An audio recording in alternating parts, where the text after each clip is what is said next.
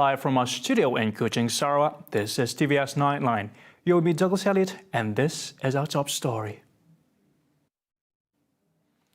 Prime Minister Dato Sri Ismail Sabri Yaakob today tabled the 12th Malaysia Plan at the Dewan Negara, detailing the country's 5-year development plan that covers 3 themes, 4 policy catalysts, as well as 14 drivers of change. The document will have to be debated again before it can be passed by the Senate, after it was tabled at the Dewan Rakyat on September 27 and passed last Thursday after being debated by 106 lawmakers. Ismail Sabri said that the 12th MP is a comprehensive development plan to ensure sustainable economic growth with a more equitable distribution of opportunities and outcomes. Saya sedar keluarga Malaysia meletakkan harapan yang tinggi kepada kerajaan untuk menangani krisis berkembar ini. Kerajaan akan memperuntukkan 400 bilion ringgit bagi memenuhi keperluan RMK ke-12, terutamanya untuk membiayai projek pembangunan. Acknowledging the limited financial situation, the focus of the government's expenditure for this year and next year is to protect the people's lives and livelihoods, as well as to fulfill its commitment to existing projects. Satu jawatankuasa pemantau akan ditubuhkan dan akan dipengerusikan oleh saya sendiri untuk memantau pelaksanaan RMK12 dengan rapi. Saya akan mempengerusikan mesyuarat jawatankuasa pemantauan yang pertama pada pertengahan bulan November ini. Saya juga mengalu-alukan maklum balas daripada ahli-ahli yang berhormat sekalian berhubung cadangan pelaksanaan dasar dan strategi RMK ke-12 ini. The Prime Minister also assures that all strategies and initiatives under 12th MP will be implemented responsibly with integrity. The usually calm and composed Prime Minister was unusually overcome by emotion while talking about hardcore poverty in the country when tabling the 12th Malaysia Plan. Sitting as he recounts the difficulties of growing up in a rubber taper household. Isu kemiskinan sangat dekat di hati saya. Dilahir dan membesar daripada keluarga penoreh getah. He said the COVID-19 pandemic has increased the poverty rate and affecting individual and household income and pushing the people into poverty. Therefore, he said the government is committed to ensuring the success of the 5th focus of the 12th Malaysia Plan on eradicating hardcore poverty and closing the income gap by adopting a whole-of-nation approach in tackling the issues.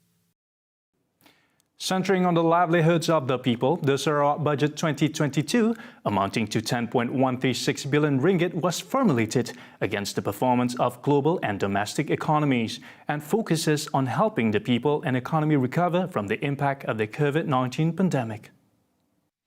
Untuk tahun 22 bajet kita ialah berjumlah 10.136 bilion. Dan kita, seperti mana saya sebutkan tadi, ada mempunyai pendapatan sebanyak 10.036 bilion dan tetapi kita akan membelanjakan sebanyak 10.64 bilion ringgit, bermakna kita akan mempunyai sedikit defisit sebanyak 600 juta. The state's expenditure for 2022 was announced after chairing a special meeting at Borneo Convention Centre, Kuching earlier today. Bajet ini adalah expansionary budget, iaitu dalam keadaan yang tidak menentu dan kita memberikan tumpuan kepada keadaan rakyat, livelihood and their life. Sebab itu kita nampak bahawa dalam bajet ini kita banyak memberi peruntukan untuk membantu rakyat dalam masa yang genting ini. Abang Johari said in line with the powers entrusted as the Sarawak Chief Minister or the State Financial Authority under Section 11 of the Emergency Ordinance 2021, he approved the Sarawak Budget 2022 with the consent of the State Cabinet on October 11, 2011. Earlier, Sarawak State Legislative Assembly Speaker Dato' Amar Muhammad Asfia Awang Nasa said the need for the state budget to get the State Assembly approval was not compulsory as enshrined under Section 11 of the Emergency Ordinance 2021. Among the core strategies underlined in the budget was the proposed Housing Deposit Assistance Scheme of up to 10,000 ringgit to help those in the B40 and M40 groups make home ownership deposit payments. Meanwhile, state civil servants will receive a bonus of 1.5 months' salary, while federal civil servants will receive 500 ringgit in appreciation of their services and contribution during the challenging pandemic period. Kita juga mengucap terima kasihlah kepada perkhidmatan awam. Kita akan beri bantuan khas 1.5 bulan kepada semua perkhidmatan awam dan RM500 kepada perkhidmatan awam persekutuan.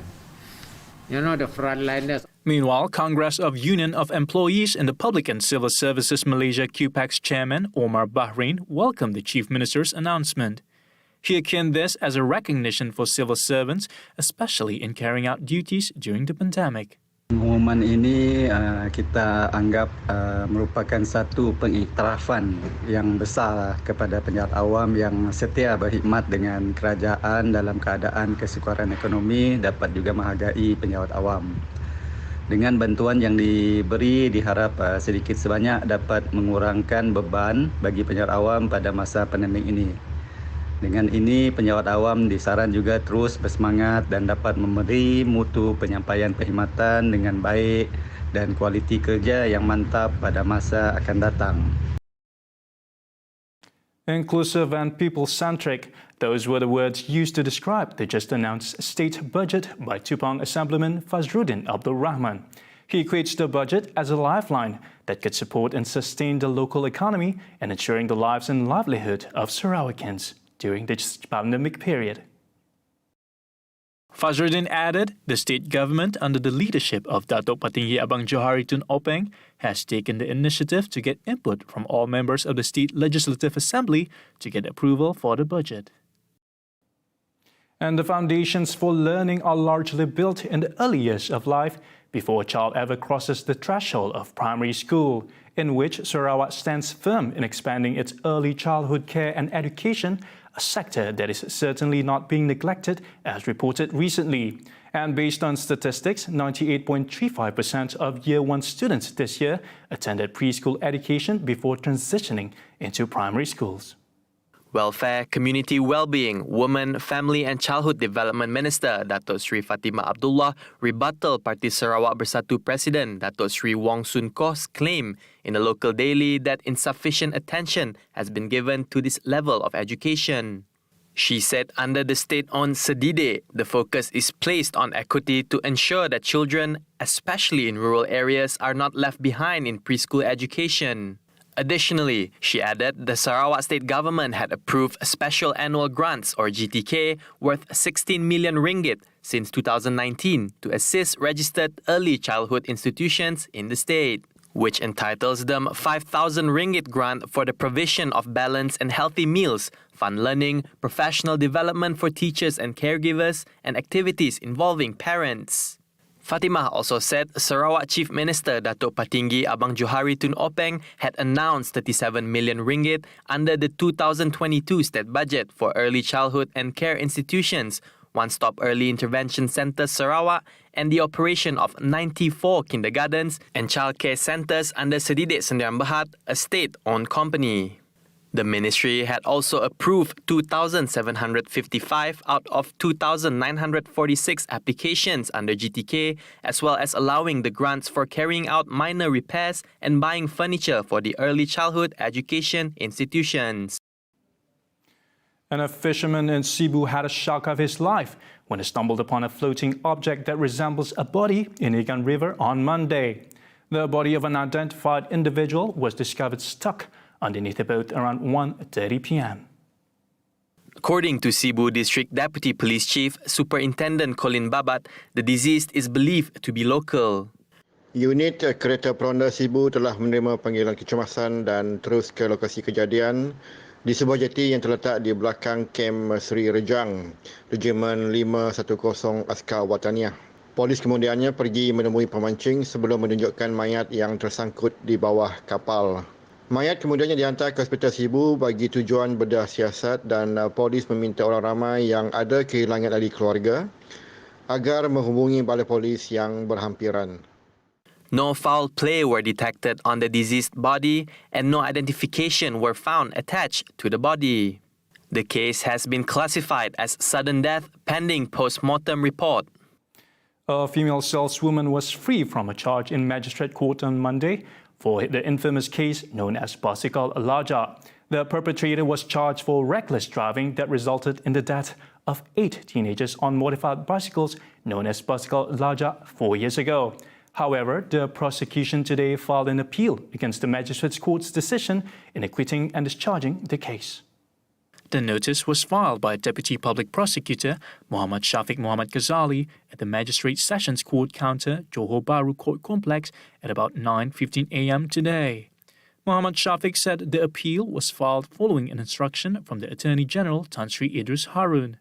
Sam Kerting, 26, was acquitted and discharged by the Johor Bahru Magistrate Court on a charge of reckless or dangerous driving, which occurred at 3:20 a.m. on February 18, 2017. However, the prosecution had failed to prove the case beyond a reasonable doubt. Magistrate Siti Hajar Ali took into account the reasonable testimony of the accused that she had no knowledge of the riding activities. Kasihan apa yang mati, ya Allah. Tak, yang bawah tu tahu tak? And a drama actor, along with a director and assistant director, pleaded guilty of possessing cannabis and methamphetamine. All three pleaded guilty to the charges at Magistrate Court in Kuala Kangsar. They are Muhammad Nizam Muhammad Zaidi, 29, Muhammad Latif Zami, 49, and Saiful Zaidrin Ismail, 43. Muhammad Nizam and Muhammad Latif were charged with possession of 1.15 grams and 0.3 grams of cannabis respectively in a house at Kuala Kangsar at 7:15 a.m. on October 10th. They were charged under Section 6 of the Dangerous Drugs Act 1952. If convicted, the act carries a fine not exceeding 20,000 ringgit or imprisonment for a maximum of 5 years or both. Meanwhile, Saiful Zaidrin was charged with possession of 0.38 grams of methamphetamine at the exact same location and time. Saiful was charged under Section 12, Bracket 2 of the same Act, which carries a fine not exceeding 100,000 ringgit or imprisonment for a maximum of 5 years or both if convicted. Muhammad Nizam, Muhammad Latif and Saiful Zaidrin were granted bail amounting to 3,000, 2,600 and 3,200 ringgit respectively. Re-mention of the case pending a chemical before sentencing is set on December 1st.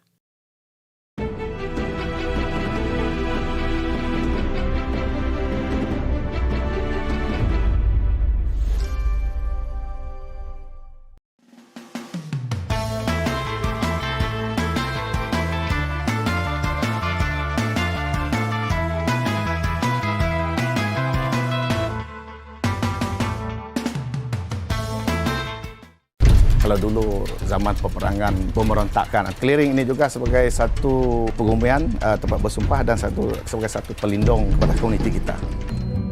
Ianya diguna kerana ia memudahkan, dia akan menjauhkan tubuh badan dari kepanasan. Ada dua makhluk, kepala dia berada di bawah, satu kepala dia berada di atas. Berkemungkinan dia cuba untuk bercakap tentang balance.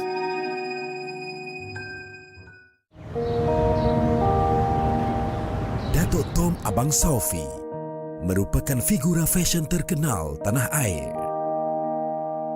Siapa tahu, kini telah menjadi kenyataan dan telah menempah nama menjadi seorang figura fashion yang disegani dan telah banyak menyumbang kepada negara dalam memartabatkan industri fashion Malaysia hingga di mata dunia. From Sarawak with love. Ramainya yang ingkar PKP, banyak kita rugi ni tahu. Kena bayar denda, rugi. Kes naik, rugi. Masa, tenaga, rugi. Kita rugi, semua rugi. Patuh arahan. Kalau duduk rumah, Lagi bagus. Bantu petugas barisan hadapan kita, okey? Ingat, amal 3W. Wash, wear, warn. Dan elak 3S. Tempat sesak, tempat sempit, sembang dekat-dekat. Jangan leka. Terus waspada. Ingat, sama-sama kita jaga kita. Budayakan norma baru. Bersama-sama kita putuskan rantaian COVID-19.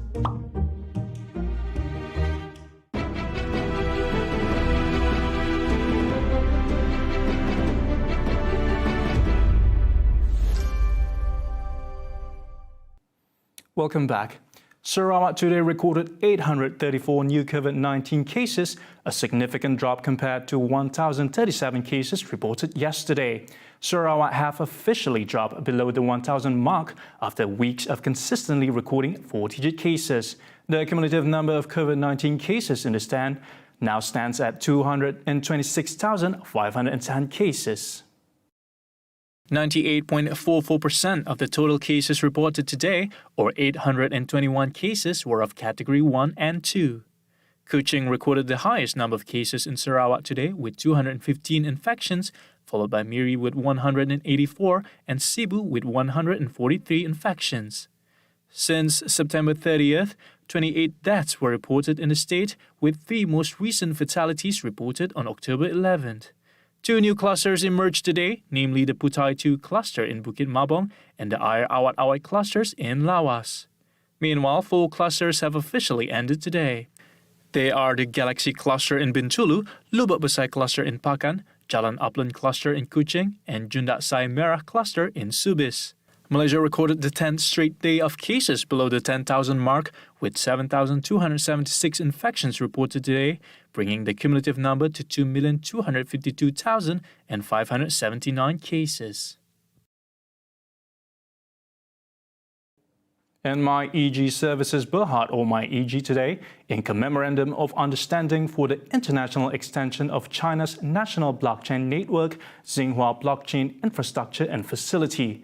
The MOU will see collaboration between MyEG and the Institute of Industrial and Internet of Things of the China Academy of Information and Communications Technology, CAICT, and this would position Malaysian businesses in China's market. Hence, it will play a pivotal role in ensuring the success of regional comprehensive economic partnership to solve many issues impeding free trade.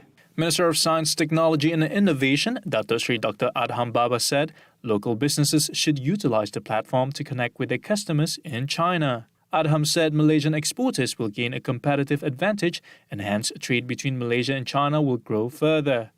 He says the Xinhua Zitrix Gateway connectivity would enable trade and payment flow in the Regional Comprehensive Economic Partnership, or RCEP. These are the product traceability, tariff computation and supply chain financing. He said RCEP is a golden opportunity to improve the lives and livelihoods of 30% of the global population. And as such, Adham urged all industry players to follow the footsteps of MyEG to venture and adopt blockchain technology into the businesses. This will tackle challenges and optimize opportunities presented by the digital age to the economic, societal and environmental development. An economist has urged the government to focus on intensifying public and private firms to undertake more research and development (R&D), as this would facilitate ideas on improving the semiconductor industry in Malaysia. Furthermore, as businesses are now adopting the use of digital technologies, there is a need to have effective industry research collaboration to increase commercialization of technology transfer. World Bank Group Senior Economist, Finance Competitiveness and Innovation, Smita Kuriakose said business expenditure on R&D in Malaysia has declined based on the latest data gathered as of 2018. Kuriakose acknowledged the Malaysia aspiration towards the high-income nation. She says efforts to improve the semiconductor sector, the R&D required greater consistency around objectives to encourage long-term strategic planning. Meanwhile, the demand for digital skills are increasing in the country. However, Kuriakose said critical skills shortage persists in the Malaysian economy as high-skilled labor have been decreasing. And smart farming underpins most of the modern farming worldwide. From tech like blockchain to measure the food supply chain to having sensors placed in the ground to test the quality of the soil. These technologies have made farming easier for many farmers around the world. However, the transition from conventional to modern technology such as smart agriculture cannot be sudden but in phases to have a positive impact on the target groups.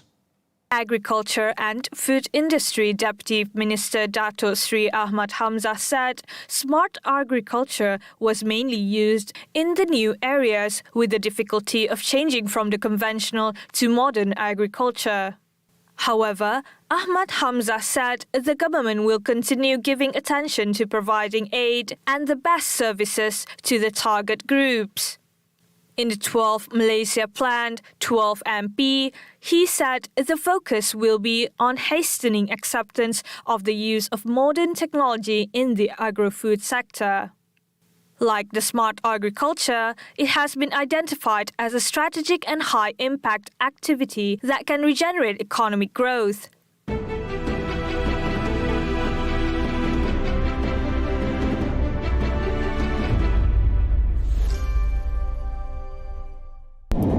Saat ini menakutkan kita semua. Dunia seakan hilang, kosong.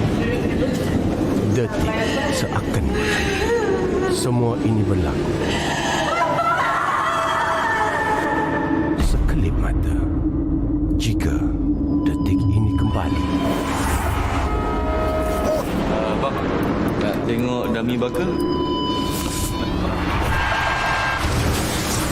Kerana benda kecil, kita hilang yang besar. Keceriaan kembali terukir bila kita fahami keselamatan. Ianya tidak mahal, tetapi bernilai. Hidup bukan hanya tentang diri kita, tapi tindakan kita mampu mengubah dari apa yang terjadi.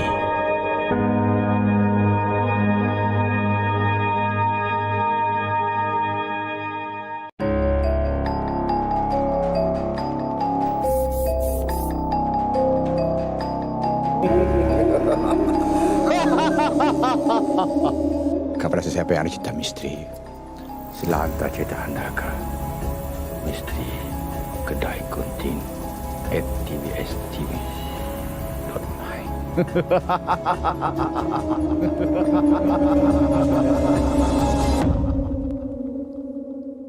Untuk episod talk, kita pertama sekali akan pergi ke Donut Boy.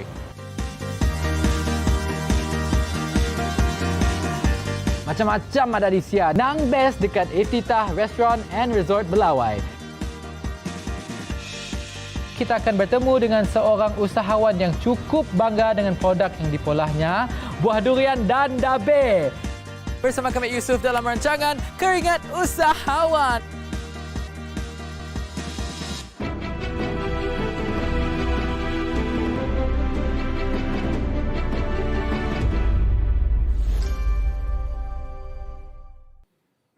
Thank you for staying with us. And good news for football enthusiasts all over Malaysia, as 50% of the venue capacity, or a maximum of 20,000 fans, are now permitted to attend the 2021 Malaysia Cup matches in state under Phase 4 of the National Recovery Plan, or PPN. As for states under Phase 3, 30% of the capacity, or a maximum of 10,000 spectators, are allowed, and for Phase 2, 20% or a maximum of 5,000 spectators will be permitted. In a statement made today, Malaysian Football League MFL said the number of spectators is based on the Standard Operating Procedures SOP issued by the National Security Council MKN, the Ministry of Health MOH, and the Ministry of Youth and Sports KBS. MFL President Dato' Abdul Ghani Hassan added that MFL also gave permission to clubs to determine the number of spectators based on the capability of the management of the stadium staff and security team on the day of the match. Last month, Prime Minister Dato' Sri Ismail Sabri Yaakob announced that fully vaccinated individuals aged 18 and above could attend sports matches as spectators effective October the 1st. Ismail Sabri, who is also chairman of the COVID-19 Pandemic Management Special Committee, said the spectators or supporters should wear face masks throughout the match and no eating and drinking activities were allowed in the stadium. And 9 people have been killed in the Philippines and 11 went missing on Tuesday following the aftermath of tropical cyclone Kompasu.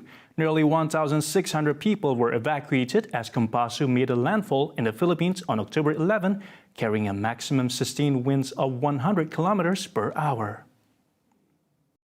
The disaster agency said it was verifying information from its regional unit that reported 4 people killed in landslides in northern Benguet province and 5 killed in flash floods in Palawan and Island province in the country's southwest.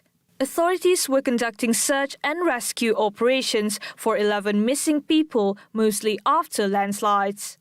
Power and water restoration and road cleaning are still ongoing as rescue personnel continues their search and rescue operation. Kompasu, the 13th tropical storm to enter the Philippines, is expected to leave its territory on Tuesday, the state weather agency said. And finally, Netflix hit show Squid Game has inspired people around the world to pick up the Korean language. According to reports, interest in the language grew with increase in new users sign up across language learning app.